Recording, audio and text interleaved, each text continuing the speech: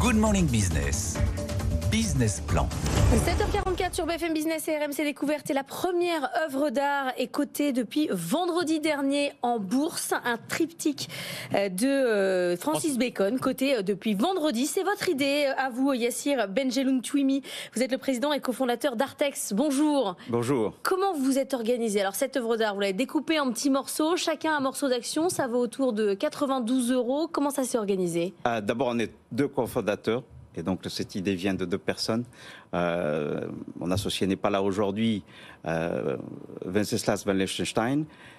Cette idée est venue, donc, on a une entreprise qui détient cette œuvre d'art et qui émet des actions qui sont introduites en bourse. Donc, on est dans un schéma très classique d'introduction en bourse.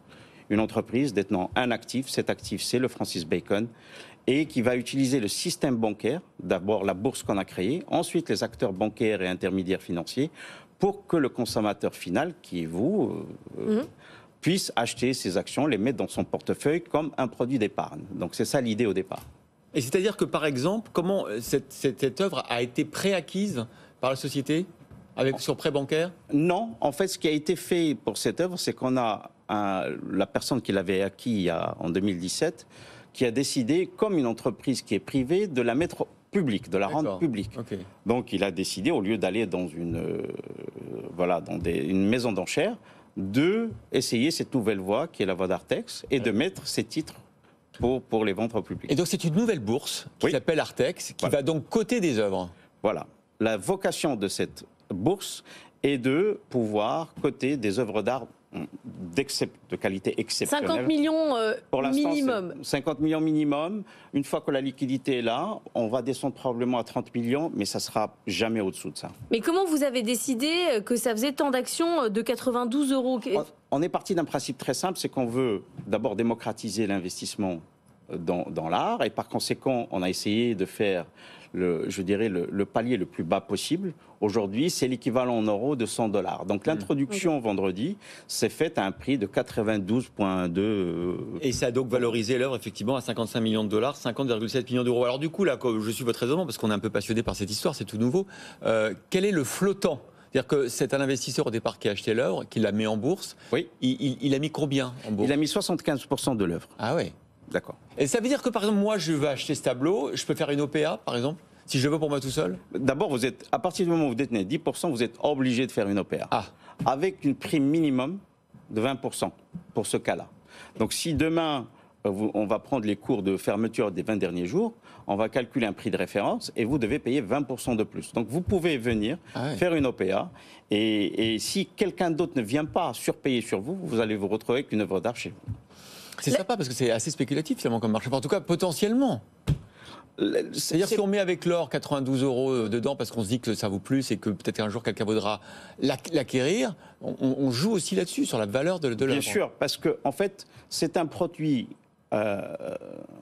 d'épargne et donc de préservation de capital, et c'est un produit de diversification. Donc c'est exactement comme l'or.